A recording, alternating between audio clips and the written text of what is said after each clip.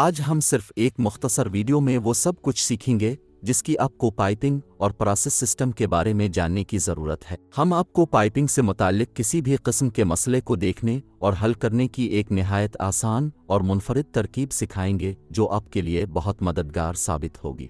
हर किस्म के सिस्टम के बारे में सीखेंगे कि उनके कर्व को कैसे बनाया जाता है, ये किस चीज़ की नुमाइंदगी करते हैं और उनका इस्तेमाल कैसे किया जा सकता है, न सिर्फ डिज़ाइनिंग में बल्कि ऑपरेशन के दौरान किसी भी किस्म की तब्दीली जैसे वाल्व खोलने या बंद करने, डिस्चार्ज प्रेशर में इजाफा या कमी या यहाँ तक के पाइप का मटेरियल तब्दील करने में। तो आइए शुरू करते हैं। आमतौर पर 4 तरीके होते हैं जिनके ज़रिए हम पाइपिंग सिस्टम में पानी या कोई और लिक्विड को एक से दूसरी जगह मुंतकिल करते हैं। पहला कशिश सिकल ग्रेविटी के जरिए, जिसमें माय यानी लिक्विड को ज़्यादा बुलंदी पर ज़ख़ीरा किया जाता है ताकि मतलूबा बहाव और दबाव पैदा हो सके। दूसरा तरीका गैस के जरिए लिक्विड सप्लाई टैंक में दबाव बनाकर। तीसरा तरीका सेंट्रीफ्यूगल पंप के इस्तेमाल से, जबकि आखिरी तरीका पॉजिटिव डिस्प्लेसमेंट पंप के इस्तेमाल से है।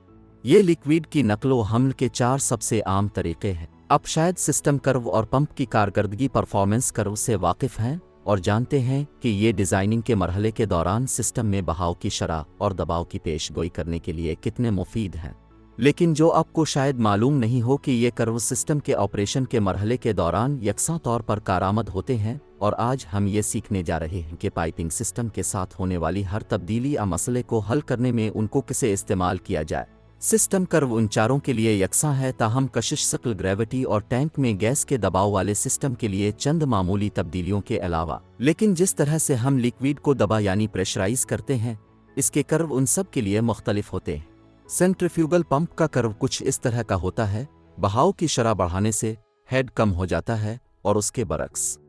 स्क्रीन के बाएं जानिब के 2 किस्म के सिस्टम्स यानी कशिश सिकल ग्रेविटी और दबाव वाले टैंक प्रेशराइज्ड टैंक के लिए कर्व एक जैसे हैं। इससे कोई फर्क नहीं पड़ता है कि अब बहाव को बढ़ाने या कम करने के लिए वाल्व को कितना ही खोलें या बंद करें, टैंक की तरफ से फराहम किया जाने वाला दबाव प्रेशर एक जैसा ही रहता।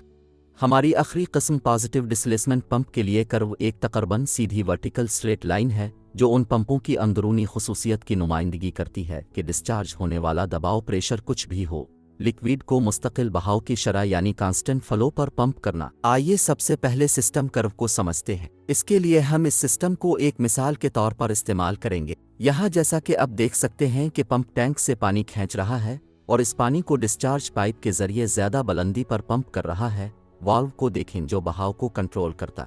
चूंकि वाल्व बंद है, इसलिए बहाव यानी फ्लो नहीं हो पा रहा। सिस्टम कर्व बनाने के लिए हम हॉरिजॉन्टल एक्सिस पर बहाव फ्लो लेंगे और वर्टिकल एक्सिस पर है। चूंकि पाइपिंग सिस्टम में कोई बहाव नहीं है, लेकिन हेड यहाँ सिफर नहीं है। यहाँ हेड सक्शन और डिस्चार्ज की बुलंदी के फ़र्क के अलावा इन 2 पॉइंट्स पर दबाव के फ़र्क के बराबर, जिसे स्टैटिक हेड कहा जाता है। आइए इस पॉइंट को ग्राफ पर रखें जो स्टैटिक हेड की नुमाइंदगी करेगा। अब अगर हम वाल्व खोलते हैं तो पानी बहना शुरू हो जाता है। बहते हुए पानी और स्टेशनरी पाइप के दरमियान रगड़ फ्रिक्शन पैदा होती है। ज़्यादा तेज़ बहाव तो ज़्यादा फ्रिक्शन और उसके बरक्स। अब इस बहाव को पैदा करने के लिए पंप को न सिर्फ स्टैटिक हेड जो रोके हुए लिक्विड की वजह से था, बल्कि हरकत पजीर सयाल मूविंग फ्लूइड से पैदा होने वाले रगड़ फ्रिक्शन हेड पर भी काबू पाना होगा। अब पंप अपने इखराज पर दबाव पैदा करता है जो कि स्टैटिक हेड से रगड़ फ्रिक्शन हेड के नुकसान के बराबर ज़्यादा होता है। यहाँ ये P3 से दिखाया गया है। अब हम इस पॉइंट को ग्राफ पर रखते हैं। अगर हम बहाव फ्लो में इजाफा करेंगे तो रगड़ फ्रिक्शन बढ़ेगी। इस पर काबू पाने के लिए पंप को मज़ीद प्रेशर फराहम करना पड़ेगा और उसके इखराज डिस्चार्ज पर दबाव P3 मज़ीद बढ़ जाएगा। अब हम इस पॉइंट को भी ग्राफ पर रख सकते हैं। अगर हम इन पॉइंट्स को जोड़ते हैं तो हमें सिस्टम कर्व मिलेगा। इसलिए system curve total static head से शुरू होता है, जो बराबर होता है डिस्चार्ज और सक्शन के दरमियान स्टैटिक प्रेशर और बुलंदी के फ़र्क के। लिहाजा अगर हम टोटल स्टैटिक हेड को तब्दील करते हैं तो सिस्टम कर्व ऊपर और नीचे मुंतकिल हो सकता है। अगर हम डिस्चार्ज पर स्टैटिक प्रेशर या फ्लूइड लेवल को बढ़ाते हैं तो टोटल स्टैटिक हेड बढ़ जाता है और कर्व ऊपर की तरफ मुंतकिल हो जाता है। और अगर हम सक्शन पर स्टैटिक प्रेशर या फ्लूइड लेवल को बढ़ाते हैं तो टोटल स्टैटिक हेड कम हो जाता है और कर्व नीचे की तरफ मुंतकिल हो जाएगा। अब हम वाल्व खोलते हैं, सिस्टम में लॉसेस कम हो जाते हैं तो कर्व की ढलान स्लोप भी कम हो जाएगा। पाइप की लंबाई को कम करना, पाइप का डायमीटर बढ़ाना, फिटिंग्स की तादाद को कम करना, पाइप के मटेरियल को तब्दील करना कम खुरदरी रफनेस वाले मटेरियल से, उनसे भी कर्व का ढलान स्लोप कम हो जाएगा। और अगर हम वाल्व को बंद करते हैं या सिस्टम में कचरा या फिर हवा के दाखिल होने से बहाव फ्लो में कुछ रुकावट और मज़ाहिमत होती है तो सिस्टम में लॉसेस बढ़ जाते, तो कर्व की ढलान बढ़ जाती है। इसी तरह अगर हम पाइप की लंबाई में इजाफा करते हैं, पाइप का डायमीटर कम करते हैं, पाइप सरफेस के खुरदरेपन रफनेस को बढ़ाते हैं या फिर फिटिंग बढ़ाते हैं, तो कर्व की ढलान मज़ीद बढ़ जाएगी। अब आइए सबसे पहले सेंट्रीफ्यूगल पंप वाले सिस्टम को देखते हैं। हम पंप कर्व को सिस्टम कर्व के ऊपर रखते हैं, जिस पॉइंट पर ये दोनों कर्व्स मिलेंगे इस पॉइंट पर हम बहाव की शरह फ्लो रेट और पंप हेड को ग्राफ में पढ़ सकते हैं। अब अगर स्टैटिक प्रेशर या लिक्विड का लेवल डिस्चार्ज पर बढ़ जाता है, असक्शन पर स्टैटिक प्रेशर या लिक्विड का लेवल कम हो जाता है, तो टोटल स्टैटिक हेड बढ़ जाएगा और कर्व ऊपर की तरफ हरकत करेगा और सिस्टम में बहाव फ्लो रेट कम हो जाएगा। लेकिन पंप को फ्लूइड के हेड में ज़्यादा इजाफा करना पड़ेगा।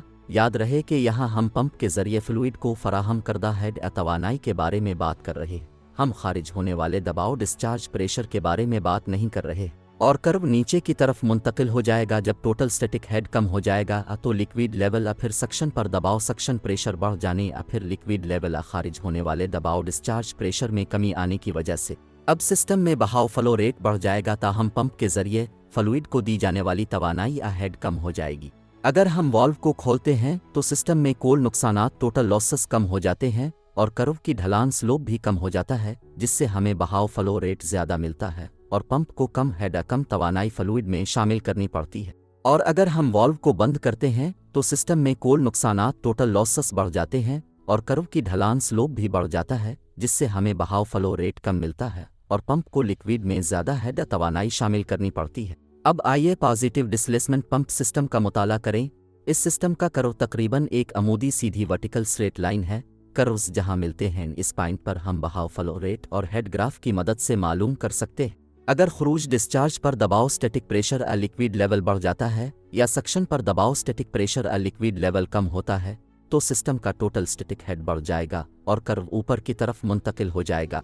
पंप के जरिए लिक्विड के हेड में इजाफा टोटल स्टैटिक हेड में इजाफे से निमटने के लिए ज़्यादा होगा, ताहम किसी भी सूरत में ये अपने बहाव फ्लो रेट को एक मुस्तकिल कदर पर बरकरार रखेगा और कर्व नीचे की तरफ मुंतकिल होगा जब सिस्टम का टोटल स्टैटिक हेड कम हो जाएगा, क्योंकि या तो सक्शन की तरफ लिक्विड लेवल या फिर दबाव स्टैटिक प्रेशर बढ़ने या फिर खरूज डिस्चार्ज की तरफ लिक्विड लेवल या दबाव स्टैटिक प्रेशर में कमी की वजह से। और अगर हम वाल्व खोलते हैं तो सिस्टम में कुल नुकसानात टोटल लॉसेस कम हो जाते हैं और कर्व की ढलान स्लोप भी कम हो जाता है। नुकसानात लॉसेस में इस कमी की वजह से पंप को मुकर्ररा बहाव फ्लो रेट को बरकरार रखने के लिए लिक्विड में कम हेड या तवानाई डालनी पड़ेगी। और अगर हम वाल्व को बंद करते हैं तो सिस्टम में कुल नुकसानात टोटल लॉसेस बढ़ जाते हैं और कर्व की ढलान स्लोप भी बढ़ जाती है। पंप को उन बढ़ते हुए नुकसानात लॉसेस से निमटने और मुकर्ररा बहाव फ्लो रेट को बरकरार रखने के लिए लिक्विड में ज़्यादा हेड या तवानाई शामिल करनी पड़ती है। आखिर में हम कशिश शक्ल ग्रेविटी फ्लो सिस्टम का मुताला करेंगे, जिसमें फ्लूइड ज़्यादा बुलंदी से नीचे की तरफ बहता है। इसका कर्व उफुकी सीधी लकीर हॉरिजॉन्टल स्ट्रेट लाइन है। जब ऊपरी टैंक में लिक्विड लेवल कम हो जाता है या सतह पर दबाव स्टैटिक प्रेशर कम हो जाता है, तो कर्व नीचे की तरफ मुंतकिल हो जाता है और कर्व ऊपर की तरफ मुंतकिल होगा अगर ऊपरी टैंक में लिक्विड लेवल बढ़ जाए या सतह पर दबाव स्टैटिक प्रेशर बढ़ जाए। और अगर हम टैंक से खारिज होने वाले पानी की मिकदार के बराबर लिक्विड टैंक में डालें तो पानी की सतह लिक्विड लेवल में कोई तब्दीली नहीं आएगी और कर्व भी हरकत नहीं करेगा। अब आइए सिस्टम कर्व को ग्राफ में रखते हैं। जैसा कि हम पहले ही बता चुके हैं कि यहाँ सिस्टम कर्व थोड़ा मुख्तलिफ है। कर्व फ़कत टोटल स्टैटिक डिस्चार्ज हेड से शुरू होता है, जो नीचे वाले टैंक के ऊपर स्टैटिक प्रेशर और लिक्विड लेवल के बराबर है। जिस पॉइंट पे कर्व्स मिलेंगे वहाँ हम बहाव फ्लो रेट ग्राफ में पढ़ सकते हैं। अगर डिस्चार्ज पर दबाव स्टैटिक प्रेशर और लिक्विड लेवल कम हो जाता है तो कोल डिस्चार्ज हेड कम हो जाता है और सिस्टम कर्व ज़्यादा बहाव फ्लो रेट की तरफ नीचे मुंतकिल हो जाता है। और अगर सप्लाई पर दबाव स्टैटिक प्रेशर और लिक्विड लेवल बढ़ जाता है तो सप्लाई का कर्व ऊपर की तरफ जाएगा, जिससे हमें ज़्यादा बहाव फ्लो रेट मिलेगा। और सप्लाई का कर्व नीचे की तरफ मुंतकिल हो जाएगा जब सप्लाई पर दबाव स्टैटिक प्रेशर और लिक्विड लेवल कम हो जाए, जिससे हमें कम बहाव फ्लो रेट मिलेगा। इसी तरह सिस्टम कर्व कम बहाव फ्लो रेट की तरफ ऊपर मुंतकिल होगा जब कोल खारिज होने वाला टोटल डिस्चार्ज स्टैटिक हेड बढ़ जाए या तो नीचे वाले टैंक पर दबाव स्टैटिक प्रेशर और लिक्विड लेवल बढ़ जाने की वजह से। अब अगर हम वाल्व खोलते हैं तो सिस्टम में कोल नुकसानात टोटल लॉसेस कम हो जाते हैं और सिस्टम कर्व की ढलान स्लोप भी कम हो जाता है, जिससे हमें बहाव फ्लो रेट ज़्यादा मिलता है। अब अगर हम वाल्व को बंद करते हैं तो सिस्टम में कल नुकसानात टोटल लॉसेस बढ़ जाते हैं और सिस्टम कर्व की ढलान स्लोप भी बढ़ जाती है, जिससे हमें बहाव फ्लो रेट कम मिलता है।